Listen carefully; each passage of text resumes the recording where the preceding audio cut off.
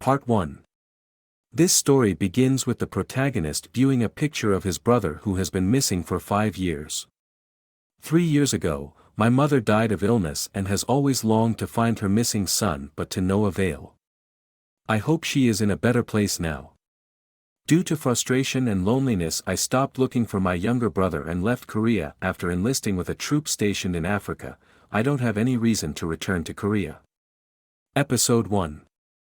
I was given a box that belonged to my younger brother and there was a picture of him as a knight, so I wondered if he was an actor. I also saw a pocket watch and remembered I gave him as a good luck charm during his college exam.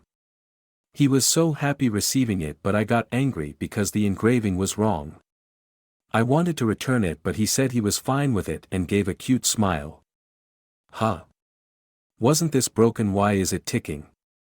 Then I heard my brother's voice like he was in my mind, but I couldn't find anyone around and was startled. There is no way I'm hallucinating, but I decided to hear what my brother was saying. I know this must be hard on you and I am in another world by now. All I was trying to do was get a treatment for Mom. I thought I would be able to return quickly, but time slipped by. I received a strange message with a strange subject and an option to participate.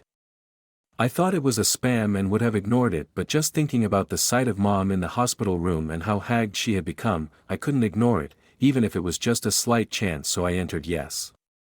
Starting that day, I began to have strange dreams that felt real. To be a dream, I was sure it was reality, a world where other species like elves and dwarves were given, as well as creatures like orcs, trolls and dragons. They said there is an obelisk in the center of this world. It is the Tower of the Sun God. If you conquer it, you become God. But I was only interested in the elixir that was supposed to be in the tower. I teamed up with people whom I felt a camaraderie and began to ascend the tower, but in no way was this an easy place that allowed alternating between here and the reality easily. I resolved to leave home. It'll probably only mean about half a year of hardship, and thus, I cut my ties to reality. December 2013. My team took on the name of Arsha. Arsha was supreme in every aspect. September 2014. Our conquest is taking longer than expected, and I think I will have to spend at least one more year. November 2014. Trouble with an upper clan has started, an obstacle in our conquest. As negotiations have broken down, war has started. February 2016.